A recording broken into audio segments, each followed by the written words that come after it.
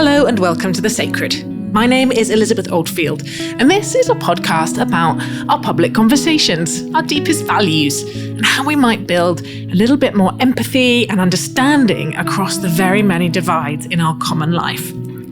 Every episode, I try and have a really meaningful conversation with someone with some kind of public voice, from academics to archbishops, poets, politicians, rappers, writers, columnists, and more. I'm trying to have a bit of a different kind of conversation with these people who so shape our culture. Not adversarial or promotional, but deliberately more open and reflective. I'm trying, and very imperfectly, to learn to listen to the wide range of views and experiences that make up each complex and valuable human being, to get to the people behind the positions, the boxes that we try or feel tempted to put people in, no matter how much I may or may not agree with them. In this episode, I spoke to Sam Byers, in the actual flesh, real life, three-dimensional, with legs, in a lateral flow tested and COVID-secure manner in the Theos offices, and I cannot tell you what a treat it was. Sam is a novelist and the author of 3 books: Idiopathy, Perfidious Albion, and most recently, Come Join Our Disease, which the Sunday Times has said confirms him as one of the most accomplished novelists of our generation. We spoke about a really wide range of things, but certainly about his sense that novels should tackle big ideas and not shy away from them, his discomfort with the idea of freedom, and that comes through really strongly in Come Join Our Disease, and our diminishing sense of compassion in society. And I am aware that I mainly rabbited on at him because I felt so strongly that his work is touching on deeply theological themes, even if he might not call them that. And I also am aware, probably broke my own record for very long, rambling questions, which he was very gracious about, and I hope you will be too. Please enjoy listening. Sam, we're going to kick off with, I'm just going to throw like a dead cat on the table in some senses with a very big word about the sacred, what you hold sacred. And in this, I'm not specifically thinking about anything religious. It's very much more a way of getting to our deepest values. Anthropologists like the sense of the sacred because you get a sense of kind of boundaries and trespass and compromise and what societies gather round. We don't have to go near any of that if that's too much. It's just, you might have a hunch of what your deepest principles are. And the clue is when they're pressed on, you feel a bit like, ugh. You know, if someone said, I'm going to give you money to stop living by this principle, you would feel a little bit uncomfortable about that. I suppose it's an interesting way of thinking about the two sides to my life. So I'm obviously a novelist, and then in my day job for nearly 20 years now, I've worked in and around community care, almost entirely with vulnerable adults. So I've worked in a care home for people with learning disabilities. I've worked in an old people's home. I've been an agency carer. I've worked for social services, and now I work for a charity. And so I suppose the first thing that comes to mind is the sort of community care side of my life, which is that I feel very strongly that everyone should have an equal right to a certain quality of life, to safety, to help when they need it, that no one should be destitute, that no one should be left to manage on their own when they can't manage on their own, that nobody should be choosing between food and rent. You know, I think very basic principles like that. No one should be pressed into destitution, and no one should be left to struggle. And that, I suppose, is the guiding principle of that side of my work. And also that people should have a sense of agency and empowerment in their own lives and a sense of independence, and should be helped to live the life that they want to live. And so I suppose that's half of my life. And then the other half of my life, I'm a novelist. And I suppose I hold not just literature, but art to be very sacred. You know, art, to me is, if we take away the sort of commercial side of it and the sort of career side of it and the professionalisation of it, it's really about people's ability to express themselves and their ability to express perhaps things that they wouldn't be able to express were it not through a creative medium. And I hold that to be very important as well. And so I suppose somewhere, if those two things were a Venn diagram, I suppose somewhere in the middle, there's a sense of people's right to be themselves and express themselves and be encouraged in that endeavour. So much I want to pick up on about that sense of art separate from career, market, all those things, which obviously is coming through a lot in the novel, of how much we can get out from the systems by which we have framed our society. And it makes a lot of sense of the early parts of Come Join Our Disease, when Maya, who is homeless, is reflecting on the depersonalization of many of the spaces in which we try and help people. She talks about lives unraveling in these dingy spaces, and it really helps me to understand your firsthand experience, I guess, of some of those worlds. Lots to pull on, but first I'm going to try and wind back. One of the things I'm really interested in is the stories locating people in their stories, particularly voices in public life who are bringing different perspectives to us, getting a sense of where they've come from and what has influenced them, I think always helps rich understanding, maybe more empathy. And I'm just nosy, so it's always interesting. So I'd love you to paint a bit of a word picture of your childhood, and obviously you can choose what you feel comfortable sharing, but any particular big ideas, religious, political, philosophical, artistic, that you think have formed you. Well, all of the things I've just described probably have their root in some sense in my childhood. Firstly, I was quite ill as a child. I'm not now as a childhood thing, but it often meant that I couldn't go to school. And so I would spend sometimes months at a time at home. And I think that sort of occasioned a retreat into my own imagination. Both my parents studied literature. There were lots of books in the house. And they were very much the literature of the generation of people who'd, I suppose, been teenagers in the 70s. And so there was lots of Eastern philosophy. There was lots of American literature. There was the Beats. Those were all things that I sort of found, on the bookshelves, books about the 60s. And my father, he was a musician in his younger days and then became a teacher. And he worked specifically with people with learning disabilities. And for a while, he ran a care home, which was live-in. So we lived in a flat upstairs, and for a couple of years. And so I suppose those, they're still probably the two primary aspects of my life are, working with my own solitude, working with my own ideas, working with my own imagination, and then this sort of outward-looking aspect, which, values working directly with other people and, the value of caring for other people. So I suppose all of that was formed in my childhood, really. And it's interesting to see that I probably haven't drifted very, very far from those things. Like I'm, in my early 40s now, and it's probably only now that I'm able to sort of reflect back and think, oh, well, the seeds of all of those things were sown when I was growing up.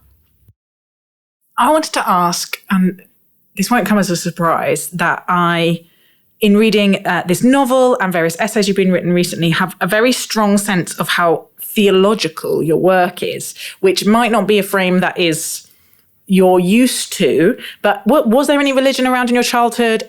How much was the influence of that kind of Eastern spirituality stuff? Does that word sit well with you, or is that a kind of surprising thing for someone to say? I think I've moved more in that direction, and I think this book, Come Join Our Disease, is like the sort of beginning of moving in that direction. And it's obvious that, the word spirituality is obviously a fairly loose word, and I think it has a lot of unhelpful connotations. but equally, I don't know what an alternative word would be. We're a bit stuck with it, I think, if we want to talk about a very loose sense of religious sentiment. But clearly, I started reading, books about Taoism and Buddhism and the East, in inverted commas, that I found, on my parents' hippie bookshelves very young. And my parents, in fact, now are both Buddhists. I don't think they would have said that years ago when I was young, but in later life, that's become much more important to them. And I also have my daily meditation practice, and it's become more important to me as well. So I suppose, again, the seeds were sown, and those are ideas I've been exploring for a long time. But I probably have started to embrace them in a more conscious way. And I suppose there's also an angle there in that all of my work, I suppose, has revolved around certain kind of social problems. And the way I think about these three books is in the first book, Idiopathy, the characters are they're completely paralyzed by cynicism. They're so cynical that they can't really do or achieve anything or relate to one another. I think in the second book, Perfidious Albion, there's a sense towards the end that people are moving towards like a position of like possibility. Like perhaps we don't have to accept the world as it is. Perhaps we can have some agency in the world and do something about changing it. And so with this one, Come Join Our Disease, I knew I wanted to address the topic of freedom and to really think about what it means to live a radical life and to try and live a life outside of capitalism and outside of the strictures we all, live amidst, even when we think we're free. And it seems to me that when you start pressing at that territory, you do have to encounter some sort of spiritual or theological aspect, because, my reading around those ideas of kind of renunciation, for example, the history of that isn't just political, it is a religious history. I read lots of stories about, Tibetan monks who lived in caves and, people who had like sort of shrugged off the demands of the material world, asceticism, renunciation. It's hard, I think, to begin to address those topics without some acknowledgement that they are not just political subjects, they are also spiritual and religious subjects. Because when I asked what you hold sacred, I wondered if, depending on what I've been reading of yours, I wondered if you might say freedom. And various people that I've spoken to have said freedom. The things that people hold sacred tend to cluster around sort of relational values, love or kindness or connection. And then there's this set of freedom or free thinking or autonomy or skepticism for some. And then those with a more artistic or creative bent often have something in there about expression or creativity, or which I like because it maps onto the kind of Thomist idea of, goodness, beauty and truth of, the very deepest things. But talk to me about freedom. In fact, maybe start with what was the thread you were pulling on in Come Join Our Disease about freedom? And perhaps it'd be helpful for the listener if you just do a very potted overview of the plot.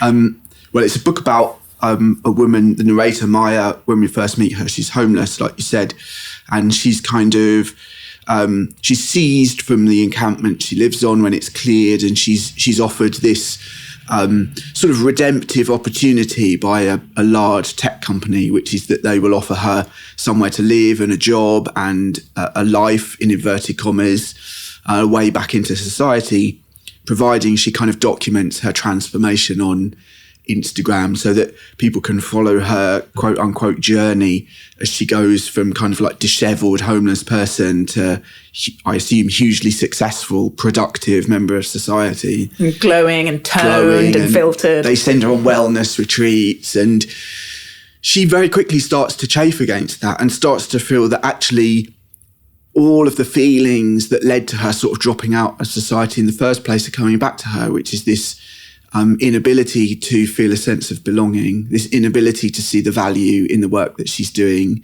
this inability really to join what she feels as this slightly deadening aspect of adult life. And so she starts to rebel against that by embarking really on a project of letting herself go.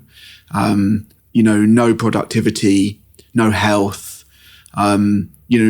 beginning to slide into sort of illness and ugliness. And ultimately she starts inviting other people to kind of join her in this project. And so it raises the question of like a very radical kind of freedom, like a freedom that is beyond all taboos.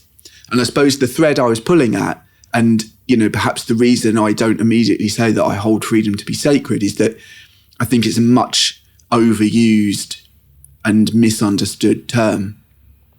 And I think when people talk about freedom, what they tend to imagine is just their own values and the things they hold to be beautiful and lovely expanded out onto a sort of global stage, and everyone else just sort of gets along with them. And they think, well, that'd be amazing. We'd all be free. But it's really interesting when people encounter other people's freedom, they feel very tense, and they feel like that's not something they want to be around. So, if you spend any time working with people who perhaps have very different sense of boundaries and norms as mainstream society, you quickly realize that people are very uncomfortable with freedom. They might like it as an idea, but as soon as someone's wandering around in the street shouting, they're not very happy about the concept of freedom at all. And I think the problem is we're very keen on the idea of freedom, but we're still so bound up in the idea of individuality that we're not able to reconcile the ways in which our individual freedoms impact on each other and affect each other's freedoms. And so I'm suspicious of how helpful a term freedom is, to be honest. Yeah. And that really comes through in the story. And I have to say that lots of the reviews are about the kind of back third where Maya has really, there's a lot of feces, there's a lot of urine. It's not an easy read. It's very uncomfortable. And I'll be honest, I sort of read that slightly with the book like at a distance. I don't think you're alone in that. Yeah. But actually, I'm not particularly squeamish. So even though it wasn't like lovely, I found the first half of the book much, much more disturbing, much, much more chilling because of the way it puts its finger on the way the market has encroached on every area of our life. And honestly, from everything from the kind of charity as PR exercise to work as not just, manual labor or craft, but this whole person project of continual optimization, but not just continual optimization, performative continual optimization, that to be a success, to be seen as a whole person or a real person in some ways involves this exhausting, relentless upwards trajectory towards self-creation. And there's so much of that first bit of the book is underlined because of the way it helped me do the thing that great novels most often do for me, which is that clarifying moment of seeing things I already could see but couldn't really see. For me, that one thing that my Christianity has always done, and one of the many reasons why I'm a Christian, is I feel, and Michael Sandel talks about this a lot and various other philosophers, that particular way of looking at the world, this particular understanding of human value, of made in the image of God, is one of the few robust bulwarks I know against that. Because it says, no, your value is not dependent on your clicks or your likes or your money or your ownership. And those who, as often happens in the book, dehumanize others, use others as a means to an end, that's anathema. That's like actively offensive to God. Unfortunately, I, as a Christian, and many others, don't know how to necessarily live that out. But again, there's a theology of sin and brokenness, which is another thing that comes out. That's an incredibly long way to say, as you were writing this, what was your own, how do you deal with that discomfort of, as an author who needs to sell books and as a person who needs to communicate with friends, how do you navigate where we are in this system that, yes, has lots of benefits and has built lots of prosperity and there's lots of good things we can say about it, but at a deep level, I think we're both troubled by. Yeah, I feel, in the sense that the word I would use, when you read a lot of, particularly Tibetan Buddhist texts, the word they often use to describe like samsara, like the sort of delusional world we live in, is that, you have to develop a level of disgust with it, which I think is a really interesting word.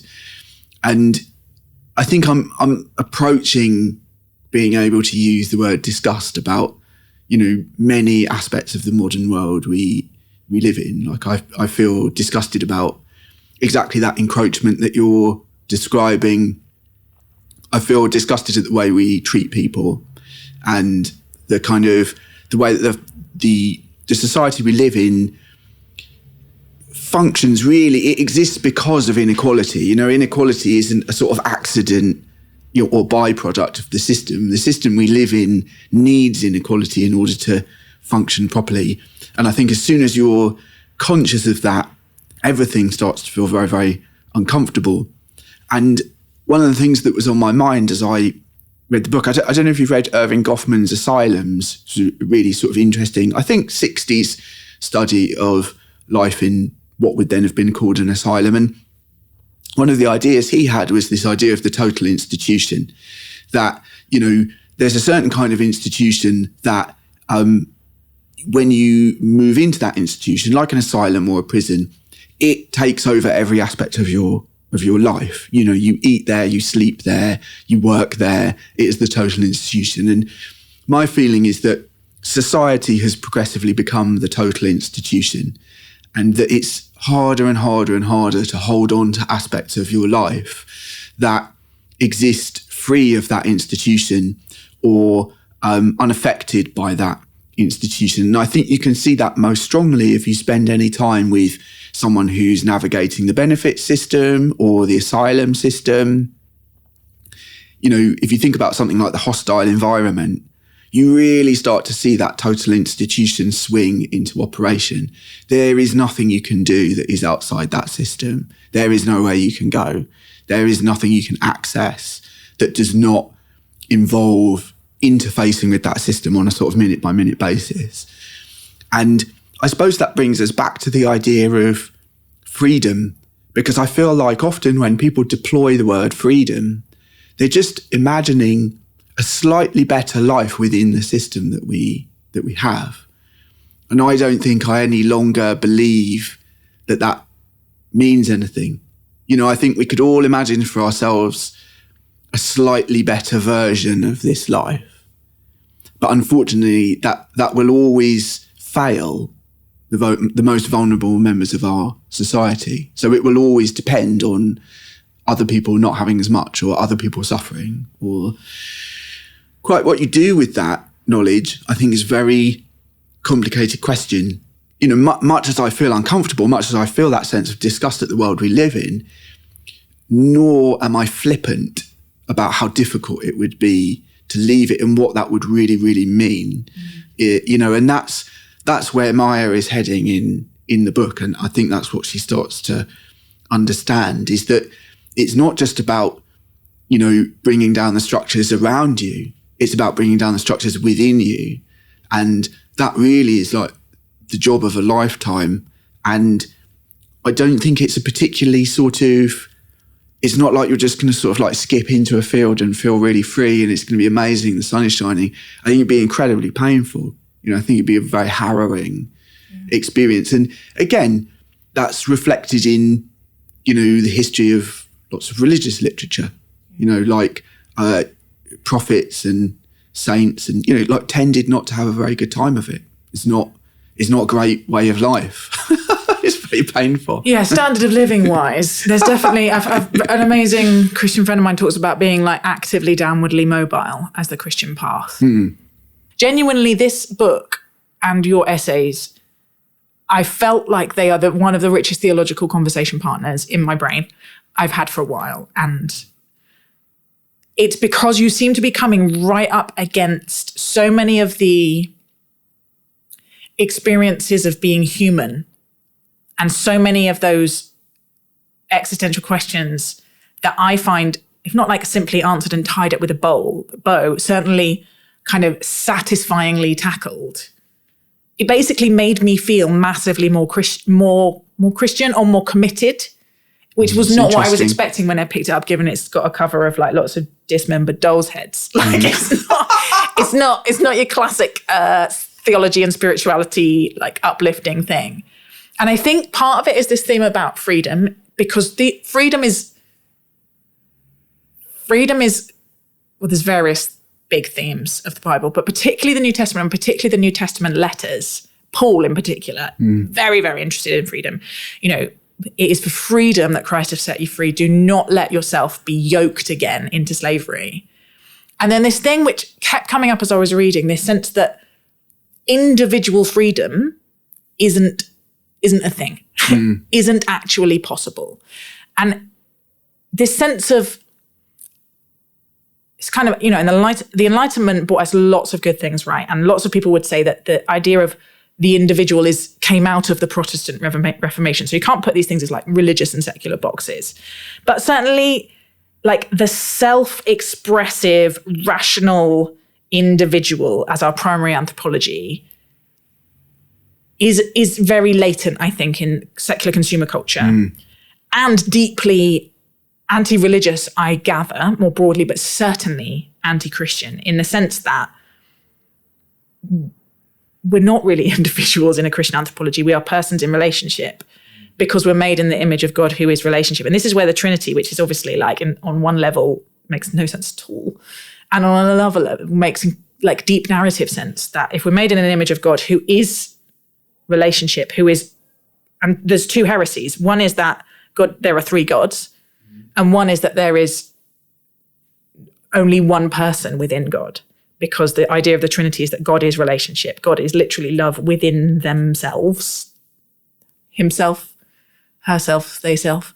And because of our reflection of that, we cannot be whole, we cannot be human, we cannot be, in some senses, fully alive outside relationship, both with God and with other people.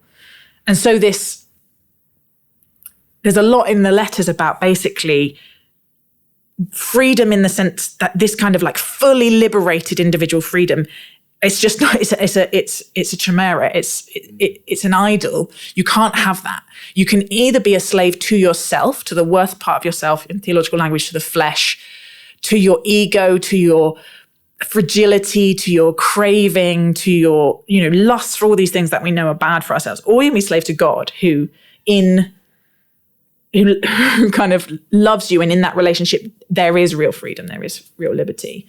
So it just, it basically, I wanted to say, I keep pulling at these threads because they're really important, they're really deeply important, but also circle back round to your role as a novelist and how difficult it is to talk about some of these deep things, how difficult it is for people of faith like me to talk about God, to talk about the fact that we do really believe in God. It's not just like a useful social fiction. But also for you to move through that trajectory you set out in your book of cynicism to, where do you go with these questions, and how do we hold space in public to ask them deeply, not in short form, not 140 characters, you know, not with cynicism, but with openness? Is that part of what you're trying to do? Help me understand what you're trying to do as a novelist. Someone said of this book on Twitter, I think it was, I thought it was a really good comment, that it's willing to risk the ridiculous. And I think realistically, not just as a novelist, but as a musician, an artist of any kind in Britain, if you say, I'm going for it, I'm going for the big questions, you just have to accept that some people are going to say, well, you know, this is this is sort of arrogant, or it's pretentious, or it's just ridiculous, or it's been embarrassing. It's been embarrassing that someone's like, they want to write a novel that's like, what is the meaning of life? What is death? What is, and I think there's this really strange notion, particularly when we talk about British fiction, that it should be very subtle all the time, and that novels should really be constantly about what is unsaid, and that there must be lots of novels about people just sort of making tea and being very quiet, but implying a lot through the sort of tenseness of their nervous gestures. And I'm not averse to reading that, but I don't think it holds true that there's equally that there's no place for big ideas. And again, I think you can look to literature and translation for a very different approach to politics, philosophy. The European novel has no problem engaging with philosophy. And I think that sort of holds true for, theological questions as well. I think they've been pressed into the realm of like big ideas, where it's a bit like, if you can't find a way to talk about them in really tangible, material, smaller terms, don't bother, because it will just be too airy, and it would be too sort of artsy-fartsy, and it would just be too sort of pie in the sky, and it won't mean anything to anyone. But I think I would like to make quite a sort of strong case for the abstract and for the big and for the stuff that can't be kind of pinned down. I don't personally feel any problem with saying, well, what if? What if this? What if that? And sort of thinking big and thinking freely. And I think the injunction to continually kind of dial your thoughts down to the immediate, the proximate, the small, the specific, the concrete, totally is. I find it as a bit of a kind of repressive injunction, to be honest. And I think if you always do that, how are we going to imagine our way out of what we have? How are we going to imagine our way into something bigger? And I think that brings up another question of who gets to imagine, who gets to have big ideas, who gets to have big thoughts. And my feeling is that everyone should have big thoughts. Everyone should ask themselves these questions. It's not I just happen to record mine because I'm a novelist. But I would also say I think everyone is asking themselves these questions. I don't think there's anyone who at some point in their life, hasn't asked themselves difficult questions about the meaning of their life, particularly as we all have to encounter death, we all have to encounter grief. I mean, if you look at the last year, the scale of grief, like the scale of sort of collective mourning, means inevitably that I think people are sitting at home asking themselves some very, very complicated questions. And I think, if we're talking about the role of the artist or the role of the novelist, it's in some senses to risk ridicule, isn't it?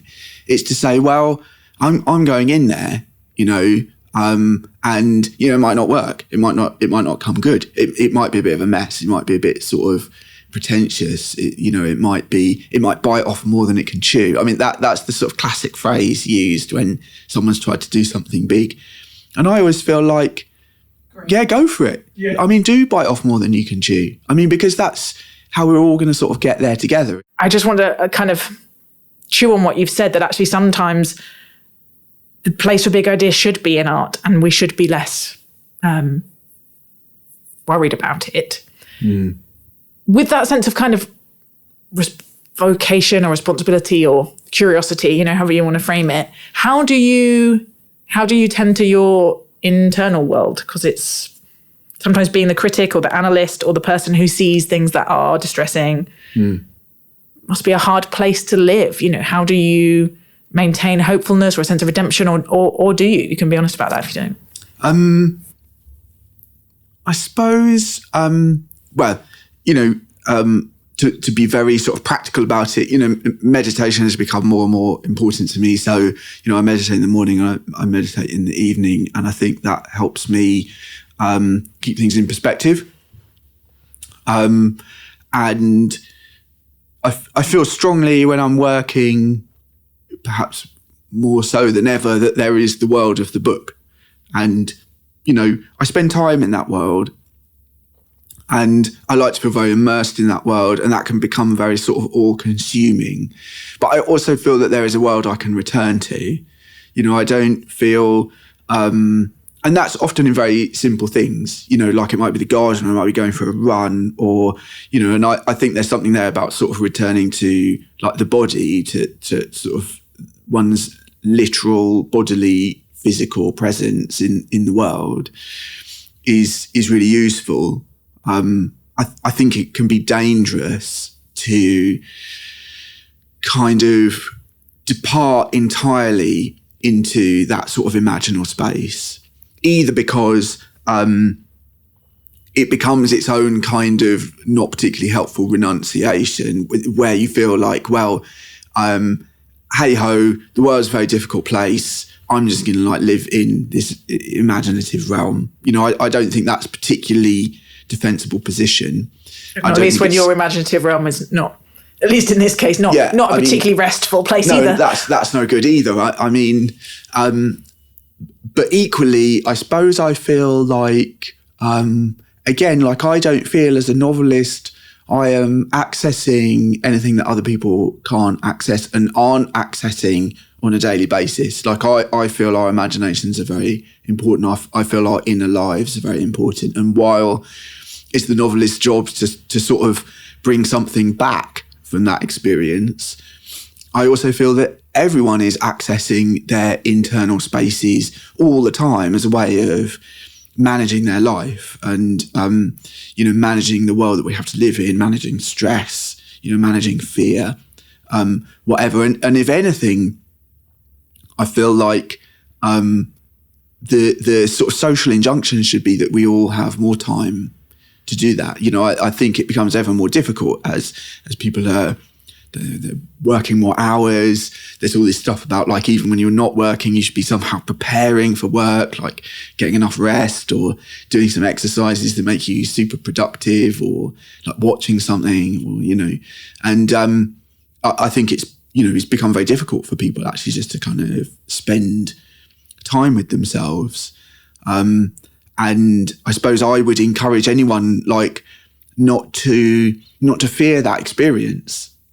And I suppose books, I do have some sense of, I'm a bit suspicious of some of the grand claims that are made for books sometimes, that they sort of like, your reading makes you a better person, or like reading gives you loads of empathy, or I think is like sort of demonstrably untrue, but I do think reading is perhaps a way of being in solitude without experiencing solitude too forcefully.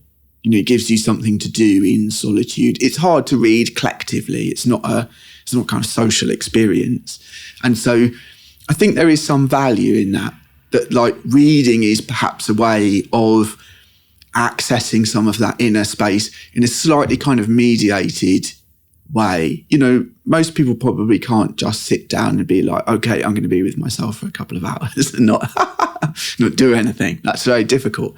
So I think reading is quite a nice space into that sort of like being with oneself. And so, yeah, I suppose I have a knowledge as a novelist that I'm probably engaging with people when they're at their quietest and most alone and most receptive. And so it's important that I take that seriously, I suppose. I often ask guests what they've learned about having conversations across divides.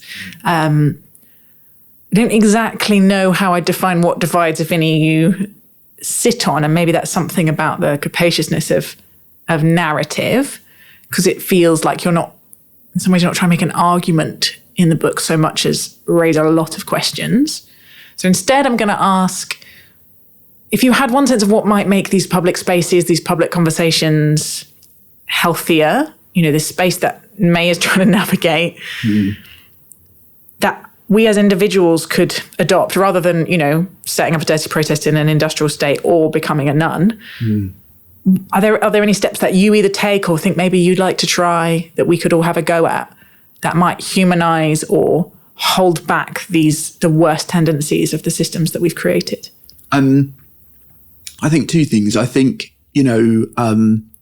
I feel like compassion is a word people feel a bit uncomfortable with and a bit suspicious of, because it feels very, it always feels a bit like pious, or a bit like you're saying, I'm a very compassionate person, or, my understanding of compassion is that it's like a goal for all of us. It's something we all struggle with. It's not like, I'm not saying like I just walk around feeling very compassionate towards like all the people who are in my way and making my day difficult. Like, that's not true.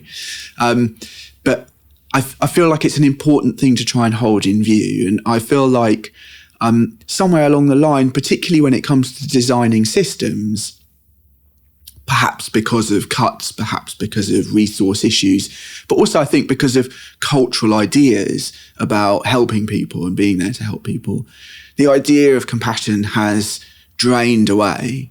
So, if you were homeless and you were going to the council to make a homeless application, I think you should have a reasonable expectation that you would be treated with some compassion. And I think people worry that sounds patronising, like you might be patronising someone by being compassionate towards them. But it just means understanding that someone is having a hard time and that you are there to help them. And actually what people experience is a whole load of kind of bureaucratic abuse and unpleasantness. And so I think we've all got a lot of work to do in terms of how we try and bring compassion to our interactions with other people. And that's very challenging across social media and, think pieces and, where the whole kind of tone is, really you want to be winning. You really want to be sort of like beating the other person or like, dehumanizing them in some way. But the other thing I would say is I'm very interested in anger. And when I hear people who are characterising contemporary conversation, the problem they seem to have is that it's quote unquote too angry. Like, it's very angry. Everyone's very angry all the time, and you can't say anything nowadays without people getting angry. And if you tweet something, people will shout at you. And their solution often seems to be that everyone should be less angry. If we could all just be less angry, the conversation would be much better quality. But my question is, why are we so concerned about anger? Like, why are we so frightened of anger?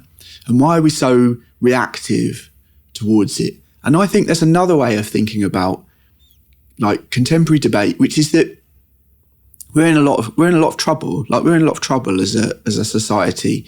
We are facing climate catastrophe.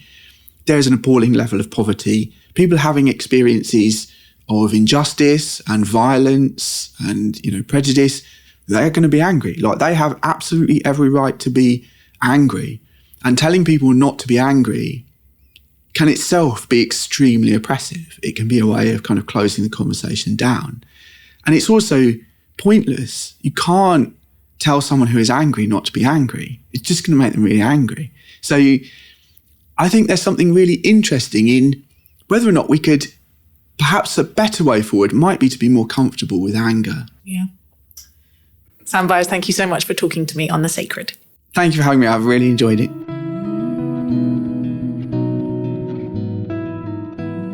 Thank you so much for listening to this episode of The Sacred. Remember, sharing is caring, as my 4-year-old says, so please do send this or another episode to a friend, rate us on Apple Podcasts, or my personal favourite, leave us a review. I really get a thrill when I see a new one pop up. Huge thanks to Abby Allison for research and production support, and Emily Down for our visual identity. We are edited by Drew Hawley, and our music is composed and arranged by Luke Stanley, with vocals by Lizzie Harvey. The Sacred is a project of the think tank Theos, and you can find out more about our work at theosthinktank.co.uk.